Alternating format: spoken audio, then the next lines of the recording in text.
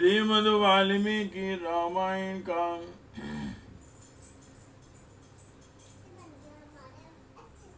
अरण्य कांड का 14वां सर्ग। 14वां सर्ग।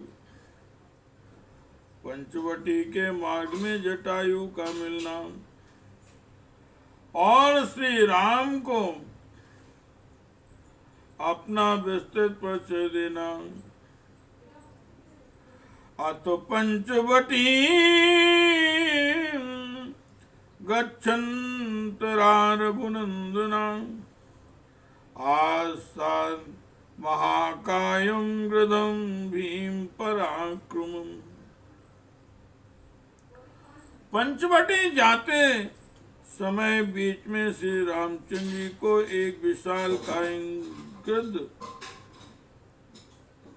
मिला जो भयंकर पराक्रम प्रकट करने वाला था। तम दृष्ट्वा तौ महाभागौ वनस्थं राम लक्ष्मणौ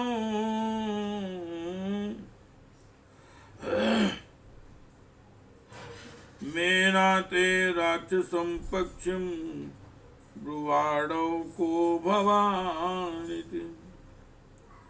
वन में बैठे हुए उस विशाल पक्षी को देखकर महाभाग श्री राम और लक्ष्मण ने उसे राक्षस ही समझा और पूछा, आप कौन हैं? ततो मधुर्या वाचा सौम्यां प्रीणयन्यो उवाच वस्मां विद्धि वयस्यं पितुरात्मना। तब उस पक्षी ने बड़ी मधुर और कोमल वाणी में उन्हें प्रसन्न करते हुए से कहा, बेटा मुझे अपने पिता का मित्र समझो। समतं पितृ सखं मत्वा पूजयामास राघवा सातस्य कुलमभ्यंगमत पाप्रच्छनाम चा। पिता का नाम मित्र जानकर श्री रामचंद्र जी ने गिद्ध का आदर किया और संत भाव से उसका कुल एवं नाम पूछा। रामस्य वचनं श्रुत्वा कल्मात्मानमेव च आचक्षे द्विजस्तस्मै सर्वभूत समुद्भवम्। भगवान श्री राम का यह प्रश्न सुनकर उस पक्षी ने उन्हें अपने कुल और नाम का परिचय देते हुए समस्त प्राणियों की उत्पत्ति का क्रम ही बताना आरंभ किया। पूर्व काले महाबाहो प्रजापतियो आभवतो तारमे निगदता सर्वानादिता शृणु राघव। महाबाहु श्री रघुनंदन को पूर्व काल में जो जो प्रजापति हो चुके हैं उन सबका आदि से ही वर्णन करता हूं, सुनो। कर्दा कर्दमा प्रथमस्तेषां विकृतस्तदनन्तरं शेषश्च संशयश्च बहुपुत्रस्य वीर्यवान। उन प्रजापतियों में सबसे प्रथम कर्दम हुए, तदनंतर दूसरे प्रजापति का नाम विकृत हुआ और तीसरे शेष, चौथे संशय और पांचवें प्रजापति पराक्रमी बहुपुत्र हुए।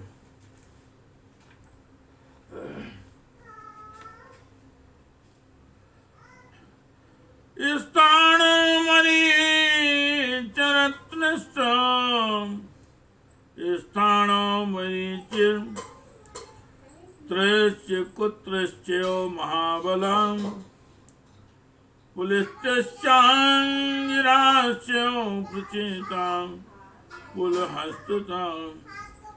छठे स्थानों 7वें मरीज, 8वें अत्रि और 9वें महान शक्तिशाली क्रतु और 10वें पुलस्त, 11वें अंगिरा और 12वें प्रचेता और 13वें प्रजापति पुलय हुए। दक्षो विवस्वानुपरो अरस्तु नमेश्चि राघव कश्यपश्च महातेजास्तेषां मासी च पश्चिमां। 14वें दक्ष, 15वें विवस्वान, 16वें अरस्ती नेम और 17वीं प्रजापति महातेजस्वी कश्यप हुए। हे रघुनंदन, यह काश्यपी अंतिम प्रजापति कहे गए। प्रजापतेस्तु दक्षस्य बभूरिति विस्तृतां शस्त्रदुहितरो राम यशस्विनो मायसा। महायशस्वी श्री राम प्रजापति दक्ष के 8 यशस्वी कन्याएं हुई जो बहुत ही विख्यात थी।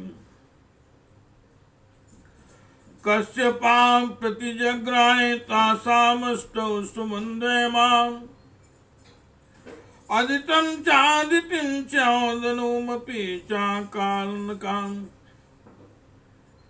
ताम्राक्रोधवशां चैव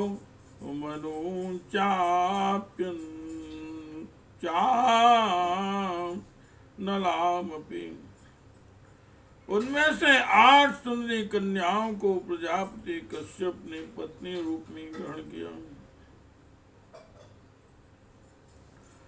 जिनके नाम इस प्रकार हैं: अदिति, दिति, धनु, कालका, ताम्रा, क्रोधवशा, मनु और अनला।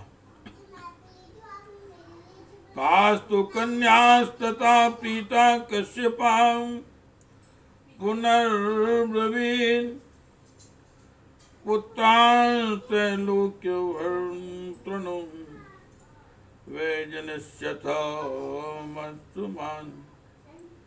तदनंतर उन 8 कन्याओं से प्रसन्न होकर कश्यप जी ने फिर उनसे कहा, देवियों, तुम लोग ऐसे पुत्रों को जन्म दोगी जो तीनों लोकों का भरण पोषण करने में समर्थ और मेरे समान तेजस्वी होंगे।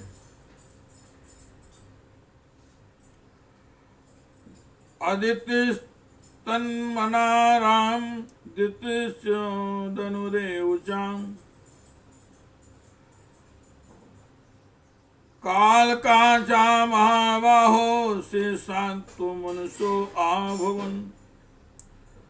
महाबाहु श्री राम इनमें से अदिति, दिति, धनु और कालका, इन चारों ने कश्यप जी की कही हुई बातों को मन से ग्रहण किया, परंतु श्रेष्ठ स्त्रियों ने उधर मन नहीं लगाया। उनके मन में वैसा मनोरथ नहीं उत्पन्न हुआ।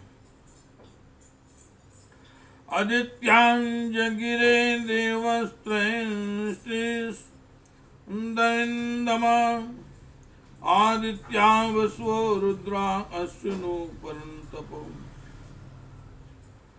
शत्रुओं का दमन करने वाले रघुवीर अदिति के गर्भ से 33 देवता उत्पन्न हुए। 12 आदित्य, 8 वसु, 11 रुद्र और 2 अश्विनी कुमार। शत्रुओं को ताप देने वाले श्री राम यही 33 देवता हैं।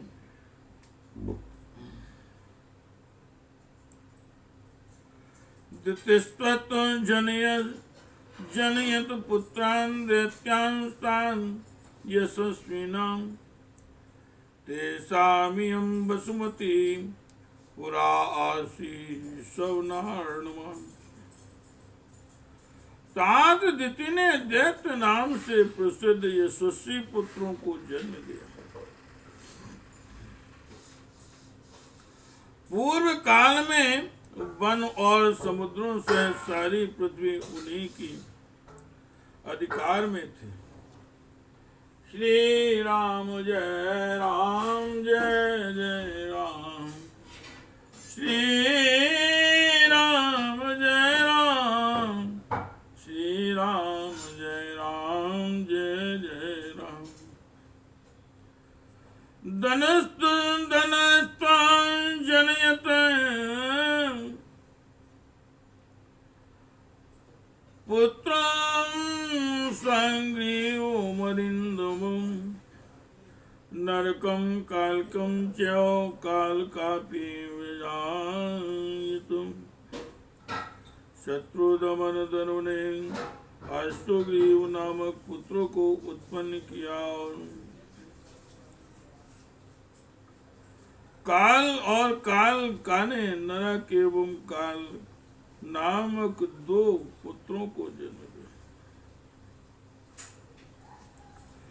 कौंचीं वासीं तदा सेनीं दृतराष्ट्रीं तदा सुखीं, ताम्रां तु सुषुवे कन्यां वाञ्छिता लोक विश्रुताम्। ताम्रा ने कौंची, वासी, सेनी, धृतराष्ट्री तथा सुखी इन 5 विश्वविख्यात कन्याओं को उत्पन्न किया। उलूकांजनयति कौंची वासी भाषान् व्यजायत, सेनी सेनांगदांश यजायत सुतेजसाम्। धृतराष्ट्री तु हंसांश कलहंसांश सर्वशाम्। इनमें से कौंची ने उल्लुओं को, वासी ने भास नामक पक्षियों को, सेनी ने परम तेजस्वी सेनों, बाजों और वीरों को तथा धृतराष्ट्री ने सब प्रकार के हंसों और कल हंसों को जन्म दिया। चक्रवां कांच भद्रम ते विजिगे सापि भामिनी, सुखेन तां विजिगेतु नतायां विनीता सुधा। श्री राम आपका कल्याण हो। उसी भामनी धृतराष्ट्री ने चक्रवाक नामक पक्षियों को भी उत्पन्न किया था। ताम्रा की सबसे छोटी पुत्री सुखी ने नता नाम वाली कन्या को जन्म दिया। नता से वनिता नाम वाली पुत्री उत्पन्न हुई। 10 क्रोधवसारां विज्ञेयप्यात् शंभवा, मृगीं च मृगमंदां च हरिं भद्रुं दामपि, मातांगीं शार्दूलीं स्वेद तां जासुरवीं तथा, सर्वलक्षण संपन्नां सुरसां कद्रुकामपि, सर्वलक्षण संपन्नां सुरसां कद्रुकामपि। श्री राम क्रोध वासना ने अपने पेट से 10 कन्याओं को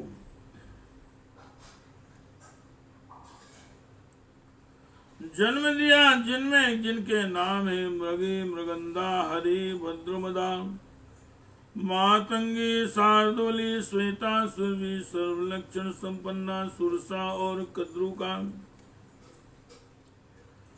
अपत्यम तु मृगा सर्वे मृगया नरवरोत्तमम्, ऋक्षाश्च मृगमंदाया मृगराश्च रास्तथा। नरेशों में श्रेष्ठ श्री राम मृगी की संतान सारे मृग हैं और मृगमंदा के ऋक्ष सुमन और चमर हैं। तत्स्वं वरावतीं नाम यज्ञे भद्रमदासुताम् तस्यास्त्वैरावता पुत्रो लोकनाथो महागजा। भद्रमदा ने इरावती नामक कन्या को जन्म दिया, जिसका पुत्र है ऐरावत नामक महान गजरान, जो समस्त लोगों के को अभिष्ट है। हर्याश्च हर्यो अपत्यम वानराश्च तपस्विना गोलांगूलां शार्दूली व्याघ्रांचांजनयत सुतान। हरि की संतानें हरि सिंह तपस्वी विचारशील वानर गोलांगूर हैं। क्रोध वसा की पुत्री शार्दूली ने व्याघ्र नामक पुत्र उत्पन्न किया। मातंग्यास्त्वथ मातंगा अपत्यम पुनर्जरसवम् अमातंग्यास्त्वथ मातंगा अपत्यम मनुजरसवम्। दिशागजन्तु काकुस्थ श्वेता व्यजनयत श्रुतम्। नरश्रेष्ठ मातंगी की संतानें मातंग हाथी हैं। काकुश्वेता ने अपने पुत्र के रूप में एक दिग्गज को जन्म दिया। ततो द्वितरोरां सुरभिर्दे विजायत रोहिणीं नाम भद्रं ते गंधर्वी चां यशस्वनी।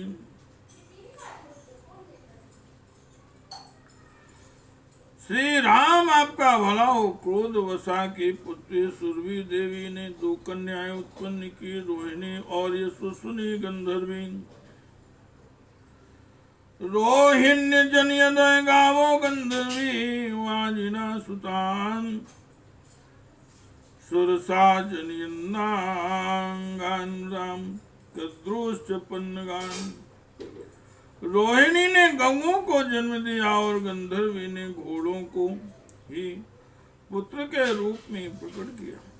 श्री राम सुरसा ने नागों को और कद्दू ने पन्नगों को जन्म दिया। पुनर्मनस्यांजन्यत कस्य पश्य महात्मना ब्राह्मणान् क्षत्रियान् वैश्यान् शूद्रांश मनुजन स्वभाव। हे नरश्रेष्ठ महात्मा कश्यप की पत्नी मनु ने ब्राह्मण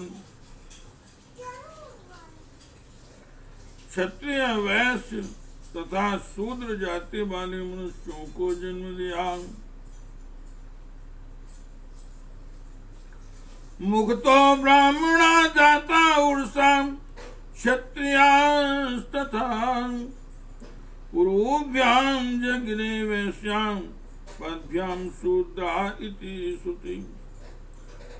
मुख से ब्राह्मण उत्पन्न हुआ और हृदय से क्षत्रिय, दोनों उर्वों से वैश्यों का जन्म हुआ और दोनों पैरों से शूद्रों का ऐसी प्रसिद्ध है। सर्वाण्य पुण्य फलान वृक्षान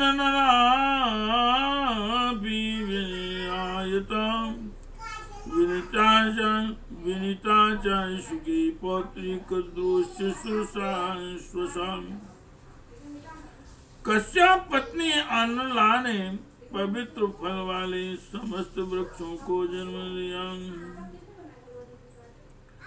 कश्यप पत्नी ताम्रा की पुत्री जो सुखी थी, उसकी पौत्री विनीता थी तथा कद्रु सुरसा की बहन एवं कोदवशा की पुत्री कही गई है। श्री राम जय राम जय जय राम। श्री राम जय राम जय जय राम। कद्रु पूर्णांग शास्त्रम तु विजिगे धरणीधरान् द्वौ पुत्रो विनीतायास्तु गरुड़ो अरुण एव चाम। इनमें से कद्रु ने 1 सहस्त्र नागों को उत्पन्न किया जो इस पृथ्वी को धारण करने वाले हैं, तथा विनीता के 2 पुत्र हुए गरुड़ और अरुण।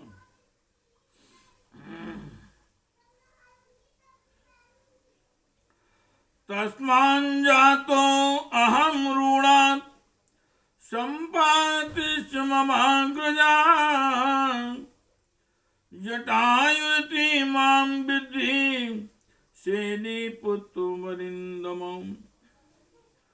उन्हें विनीता नंदन अरुण से मैं तथा मेरे बड़े भाई संपाति उत्पन्न हुए। शत्रुदमन रघुवीर, आप मेरा नाम जटायु समझे। मैं सेनी का पुत्र हूँ। ताम्रा की पुत्री जो सेनी बताई गई है उसी के परंपरा में उत्पन्न हुई एक सेनी मेरी माता है। सोहम वास सहायस्ते भविष्यामि यदि इच्छसि। इदं दुर्गम हि कांतारम मृगराक्षस सेवितम सीतां चातात रक्षसे त्वयि यातेन सलक्ष्मणे। तात यदि आप चाहें तो मैं यहाँ आपके निवास में सहायक होऊंगा। यह दुर्गम वन मृगों तथा राक्षसों से सेवित है। लक्ष्मण सहित आप यदि अपनी पर्णशाला से कभी बाहर चले जाएं तो उस अवसर पर मैं देवी सीता की रक्षा करूंगा।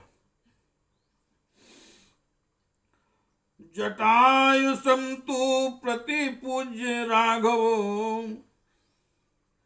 मुदा परिवज्य चास्तन्नतो अभवत्। पितुर्हि सुश्राव सखित्वात्म सखित मात्मवान् मात्मान जटायुषा संकथितम पुनः पुनः। यह सुनकर श्री रामचंद्र ने जटायु का बड़ा सम्मान किया और प्रसन्नता पूर्वक उन्हें गले लगाकर वे उनके सामने नतमस्तक हो गए। फिर पिता के साथ जिस प्रकार उनकी मित्रता थी वह प्रसंग मनस्वी श्री राम ने जटायु के मुख से बारंबार सुना। सा तत्र सीतां परिदाय मैथिलीं सहयोमने तैनाति बलिं पक्षिणां। जगाम ताम पंचवटीं सा लक्ष्मणो रिपून् दिदक्षन् सालभानिवानला।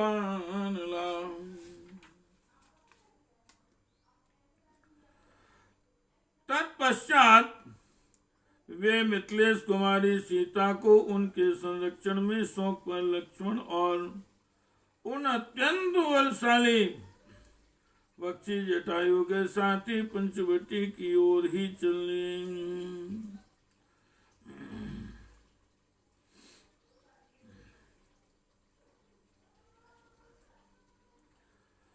श्री रामचंद्र जी मुनिद्रोही राक्षसों को शत्रु समझकर उन्हें उसी प्रकार दग्ध कर डालना चाहते थे जैसे आग पतंगों को जलाकर भस्म कर देती है। इत्यार्थ श्रीमद् रामायणे वाल्मीकि के आदि काव्ये अरण्य कांडे 14 सर्गा। इस प्रकार से वाल्मीकि निर्मित आज रामायण आदि काव्य के अरण्य कांड में 14वां सर्ग पूरा हुआ। श्री राम जय राम जय जय राम।